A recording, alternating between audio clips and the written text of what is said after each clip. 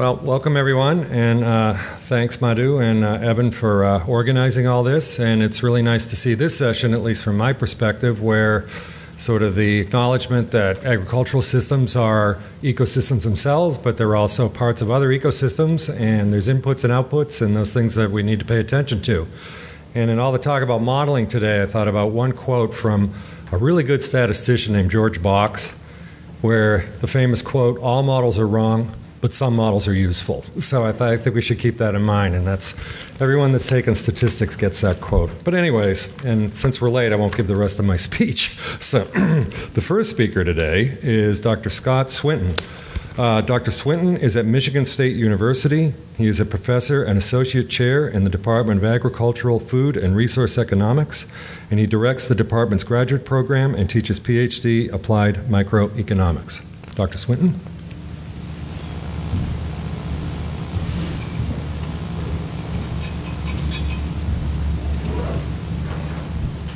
Thank you, Jeff. It's a pleasure to be here. I'm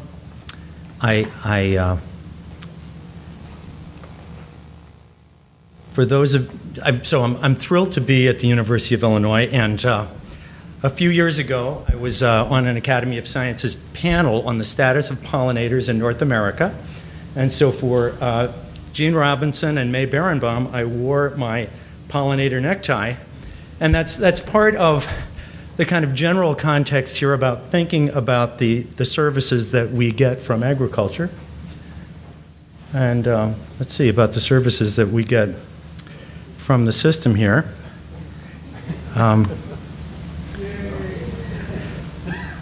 Okay.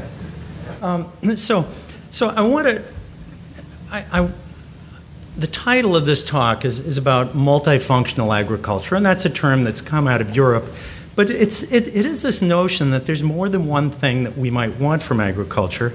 And this morning we spent mostly hearing about the conditions that agriculture needs to be successful in terms of temperature, climate, water supplies, and so forth. And I'd like to think a little bit with you about the kinds of outcomes we could have from agriculture, farmers as managers of a transformation process, and then what we know about what changes their decisions. So this is a slide from Sarah Shearer of Eco Agriculture Partners of a landscape where you can see productivity, rice growing. We see patches of habitat for different species. The possibilities, water is being managed, and yet it's clean. So a lot of things coming out of this landscape, and this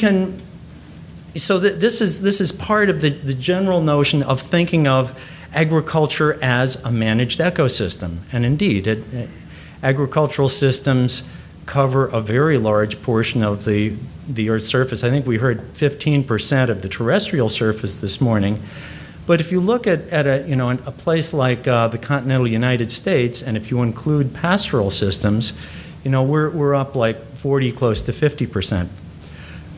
So there are the sets of services that we heard about this morning that enable agriculture. These are surfaces to agricultural ecosystems that create the levels of moisture and the climate conditions for agriculture to be productive. And of course, we can't forget disservices. The corn rootworm, David Zilberman mentioned, it's a disservice. And so, people have found ways to manage those. But out of this transformation, we have a whole set of services, of course, first and foremost, food, fiber, and biofuels. These are the things that systems are managed for, that we have markets for. There are a number of other things that come out, and in my original version of this slide, the lower left-hand box had a red border around it because these were disservices from agriculture. But we can think about abatement of disservices. So just as we can think of costs, we can think of cost-reducing approaches. And part of what I want to think about with you today is abatement of disservices from agriculture. I've been involved for a number of years in a long-term ecological research project on row crop ecosystems at the Kellogg Biological Station in Michigan. And I work with some tremendous ecologist colleagues.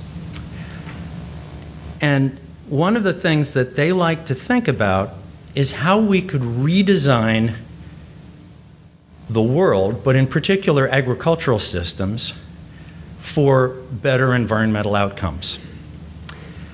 And I think that's really exciting to think about, but I wind up reminding them that we are living in a capitalist democracy. We're in a system where landowners hold broad property rights to do what they would like to do with their property, so long as it does not directly harm their neighbors.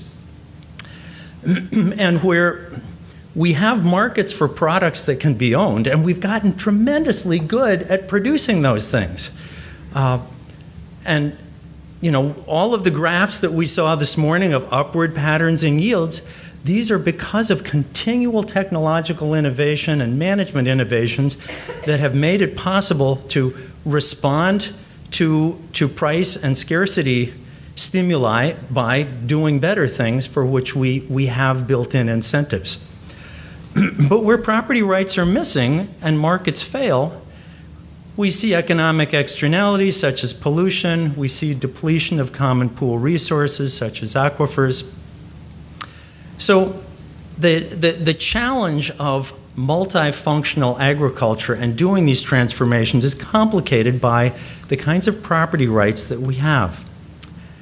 So I tried to think, what would be a list of the traits that would be really ideal to have for getting to sustainable multifunctional agriculture.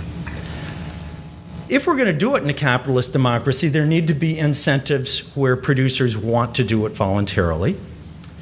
So we need incentive-driven. There's going to be, but if there are going to be incentives, and particularly if those incentives cost money, then someone's got to pay for them. So on the demand side, they've got to be affordable. And so through some kind of mechanism, whether it's through taxes or prices or something else, there has to be some affordability element on the demand side for these ecosystem services. What would be ideal would be to have an incentive system that stimulates continuous improvement. So this is the kind of thing that we see in market-based systems. So we see continual improvement of those yields of marketed products. We'd like to see continuous improvement in management for ecosystem services, and not simply a satisficing approach of getting to a certain level and saying, okay, you can pay me for that, and now it's over. And then finally, and this is something that's coming out of some current research I'm involved in, we need to acknowledge that there are a lot of hidden costs to doing things. One big category is what economists call transaction costs. And if we can't find a way to manage those successfully, they may be important impediments to management for multifunctional agriculture. So I'm going to go through these 4 topics. So this is my talk today. This is the heart of it. Incentive-driven, affordable, continuous improvement, and low hidden costs. So in terms of incentives, Stefano Paggiola of the World Bank gave a great talk, and some of the idea behind this slide is stolen from him with acknowledgement. But his idea was to separate with a line. We have the zero line across here. And when we think of marketed products, we've got production costs, we've got revenues, and the revenues minus costs give profit, and what I've called agricultural profit here, because this is for marketed products. What these systems these are systems of transformation. There are marketed products coming out of them, but there are also this host of other ecosystem services and disservices. So if we think about the social value of what's coming out of the system, there are some good things that aren't being paid for in green, and some bad things that aren't being paid for privately by the farmer in red. So if we would like to have a more multifunctional agriculture, and if that's going to be promoted through some kinds of payments for ecosystem services, then the minimum is that revenue to farmers must cover not only the direct costs, which, as I've shown it here, might be increased production costs for a more sustainable system, but also the opportunity costs of the level of profit that they would get from the next best system, from what they would be doing if they were not doing a multifunctional system.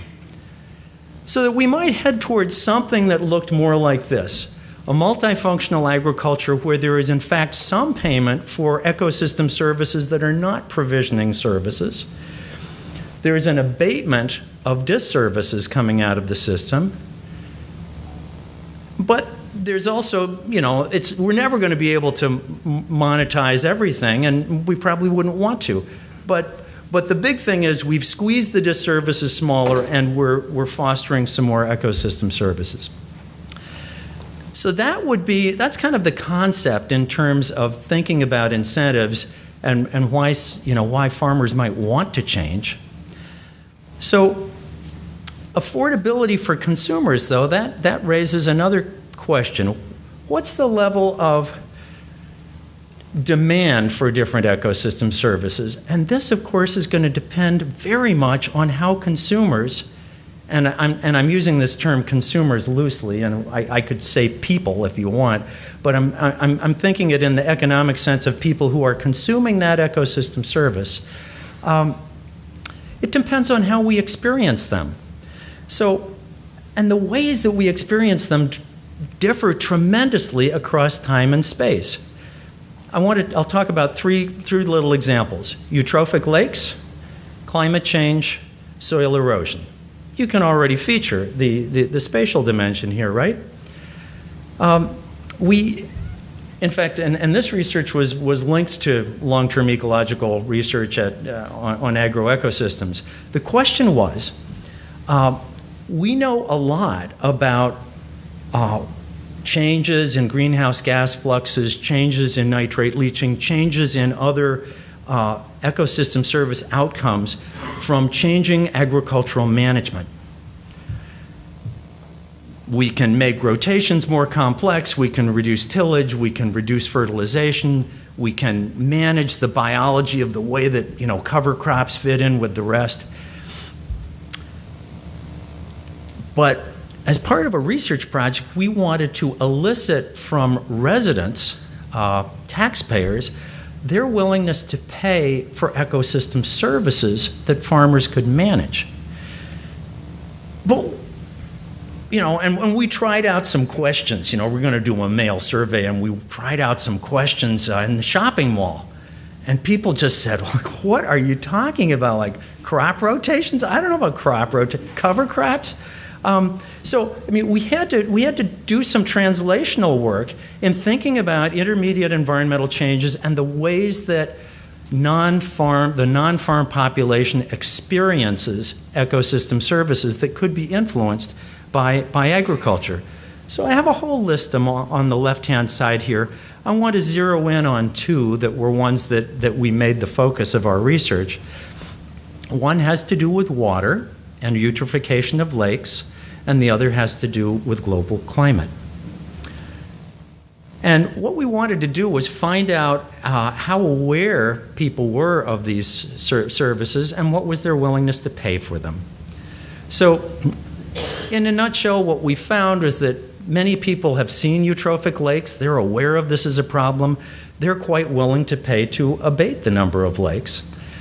Greenhouse gases, this was a survey done in 2009. There was a big split between people who believed they were a problem, and those people were quite willing to pay for sequestration and other things that would abate, and people who didn't believe there was a problem and they weren't willing to pay at all.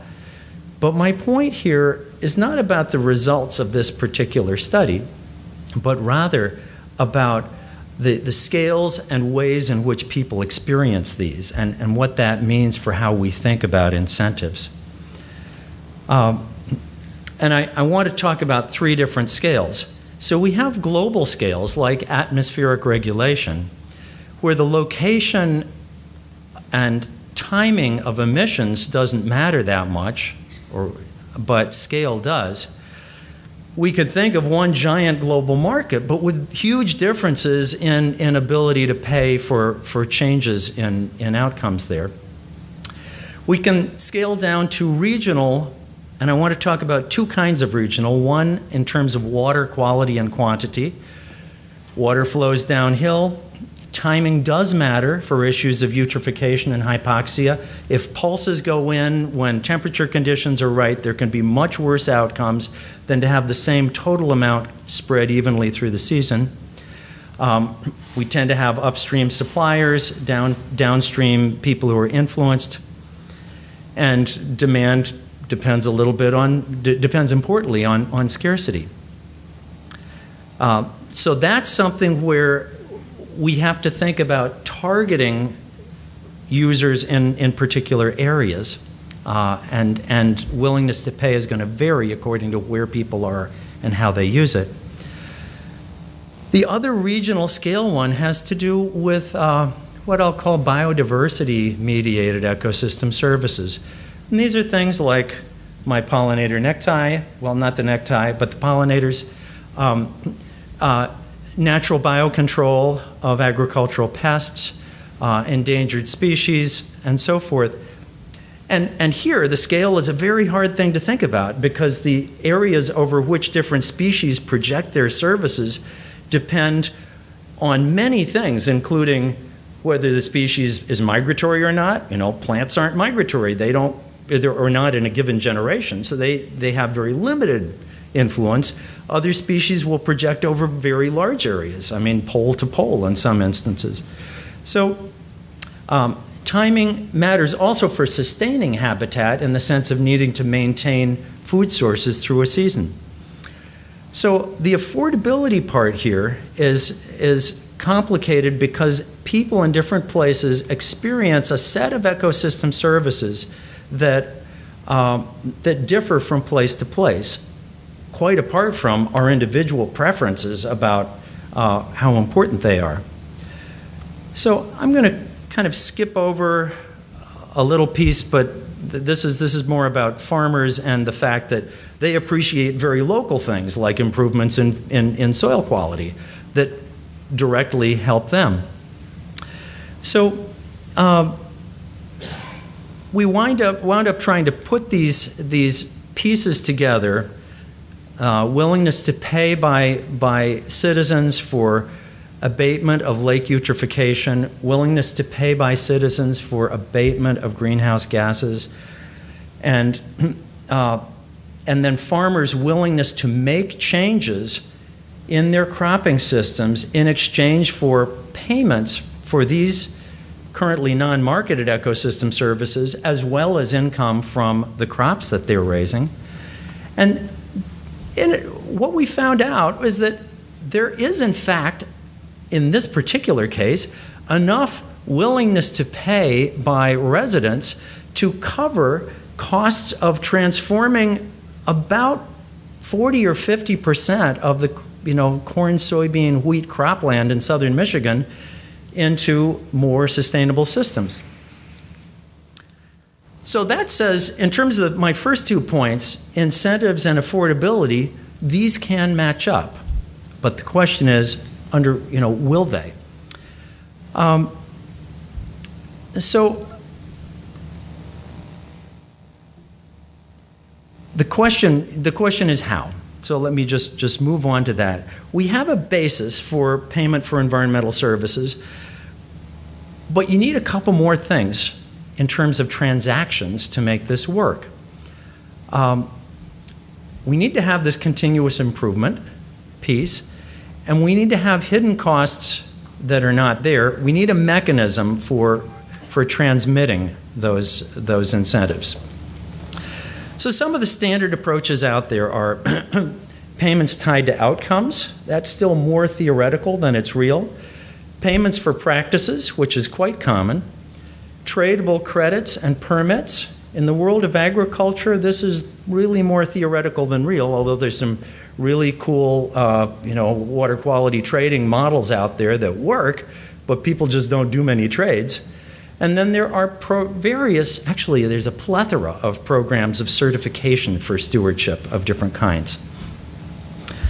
So we've got a project underway, a doctoral student of mine, Leah Harris, where we wanted to look at farmers' willingness to make changes that would abate algal blooms in Lake Erie in exchange. So same kind of payments, but under different payment mechanisms, different transactions. So we did a set of experimental auctions. And the two big things that came out were that transaction costs are impediments, and so when we offered yield insurance to farmers, they actually wanted us to pay them more. And when we asked them why, they said, all those insurance programs are a nightmare. I've been through them, and you've really got to pay me extra to tolerate that.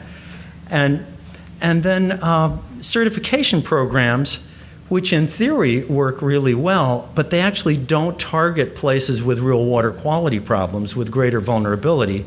So in terms of cost effectiveness, they may not be that high. Although interestingly, you can spread, if certification programs get financed through markets, you can spread the cost pretty thinly over a lot of people. So a kind of a quick trot over the potential of these four kinds of payment mechanisms and how I personally would rank them in terms of the potential for continuing improvement and transaction costs. The payments for environmental services and payments for practices, to me, the big problem that they pose is that there's very often it's the baseline problem. There's very often a kind of a static baseline where if you pay someone to do better than that, and then you have this additionality problem where it's hard to move the baseline. And if you start paying one person for something you weren't paying another person for who was already doing it out of the goodness of their heart, then you've got the backsliding problem of, well, you're being unfair. Okay, I'm gonna stop the no-till, and now if you're gonna pay for no-till, you can pay me. So these are problems in terms of continuous improvement, and I think really fundamental problems for multifunctional agriculture.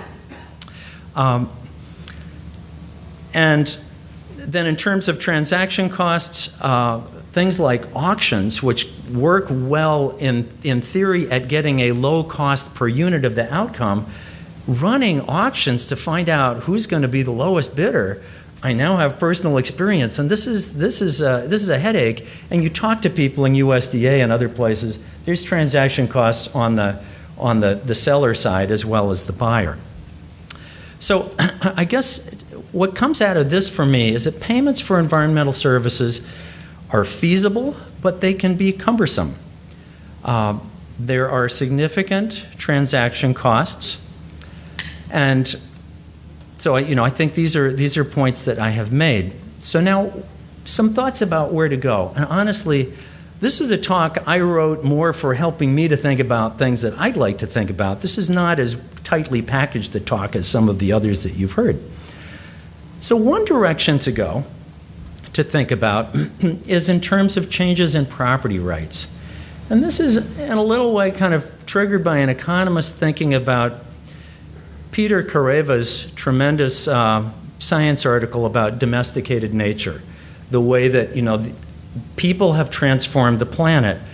And then the property rights question would be, are we at a point where we should be transforming the kinds of ways that we treat property rights and ownership? So rather than kind of saying, well, back since English common law, we've always allowed landowners to do what they want, do we in fact, open that question and say that that we need to think about effects that are not direct, easily measurable effects on neighbors? And so I think there's important room here for lower cost ways to transition from an ethos based on a right to pollute to rights for minimum environmental quality. And how we go about this is a very interesting question, and that's something I'd like to think about more. What I do think is that this kind of thing, so one of the things this kind of approach would do is it would generate the kind of continuous improvement benefits that I think are important. I think it could abate disservices. I don't particularly think it would promote beneficial ecosystem services. Another area worth thinking about in terms of more multifunctional agriculture is changes in information technology. So we've heard already this morning about some of the potential of precision agriculture. Remote sensing, big data is providing us spatial and time-specific information about vegetative cover, crop health. We're getting better at more nuanced measures of what's driving vegetative health than just like NDVI indexes, but getting down to things that tell us a little bit more about about what might be the reason for changes in health. The other thing that's happening, and somebody mentioned Fede Arroz in Colombia this morning. I know it was in the context of of not planting rice when an El Nino was predicted to have lower rainfalls.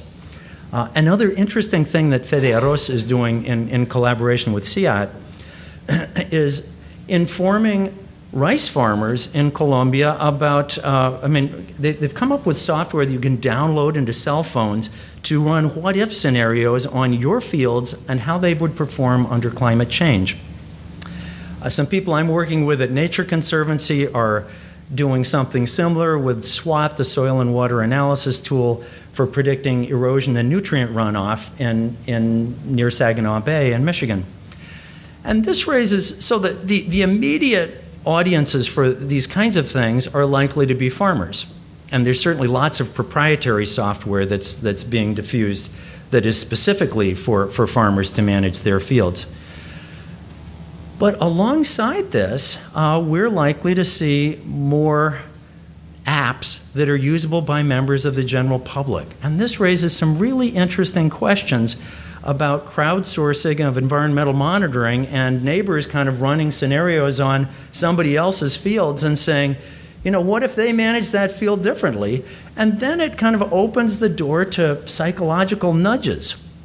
And there's a growing literature in behavioral economics about the extent to which people respond to psychological nudges. So this, I think, is an interesting area to think about, too, in the world way. What can change people's behavior? So to close out the talk, my original question was, is multifunctional agriculture a destination or a mirage? And it's certainly more than a mirage. I think that we've seen some really important, particularly in the United States, and of course here we have high levels of wealth, we have abilities to tweak the system, but combinations of education and existing incentive policies have radically reduced soil erosion in the United States. This is one of the tremendous accomplishments of the last 80 years of agricultural policy in the U.S. We've had major improvements in water quality. There's a lot of room for more, but very much has been accomplished. But multifunctional agriculture is still, it's not a destination that we're about to arrive at anytime soon. There are real limits to what can be done with payment for environmental services, and I think there's an important research agenda for how to reduce transaction costs and foster continuous improvement. And I guess a final word would be that although my talk is focused overwhelmingly on the United States, I think that these ideas translate to other places. Farmers everywhere make decisions with the resources that they have in the institutional and environmental context where they are, and those decisions can be influenced by a number of means. And in fact, the cell phone revolution is going on everywhere. Kenya is the world's leading user of cell phones for banking transactions. So, multifunctional agriculture is not just something for rich countries. It's starting that way, but I think it's worth thinking about it more broadly as well. So thank you.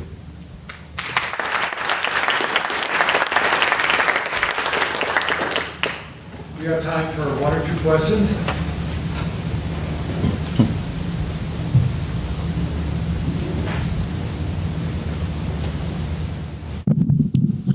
Thanks, Scott. That was a great talk.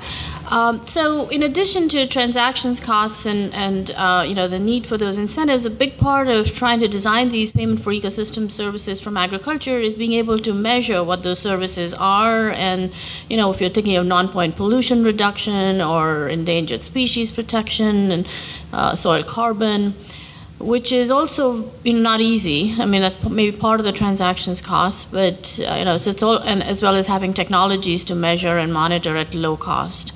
And then there is the issues of spatial interconnectedness. So a farmer may reduce, soil erosion on their farm, but the farmer upstream did not, and so the benefits are less. And so how isn't it much more complicated? Isn't it really complicated trying to do this beyond the economic incentives? Yes. Next question. No. But one of the big transaction costs is, in fact, the modeling. In this pilot auction experiment we're doing, we're paying farmers for, and in fact, we have another real auction in Northwest Ohio that ended yesterday for making real changes on farmer fields. But the payments will be awarded based on a ranking of cost per kilogram of phosphorus abated, and we've got to run specific locations and practices through models to make predictions about how those are changing. And we made a quick and dirty cut to cut it off at phosphorus, although the endpoint we really care about is harmful algal blooms. So I guess to me that the transaction costs of trying to pay for true payment for performance, the transaction costs are dauntingly high. So it's a little, that kind of takes us to the theory of second best. And it's part of what makes me more and more intrigued by Kathy Kling's arguments that we really need to be rethinking property rights and what people are allowed to do, and shift incentives that way without trying to model each ecosystem service and tailor payments and then make multiple payments to people for different services. I think it's going to be too complicated and therefore intractable to do it at scale. There'll be lots of great pilot projects, and there already are, but to do it at scale is going to be problematic. Okay, we should move along. Let's thank Dr. Swinton again. Illinois.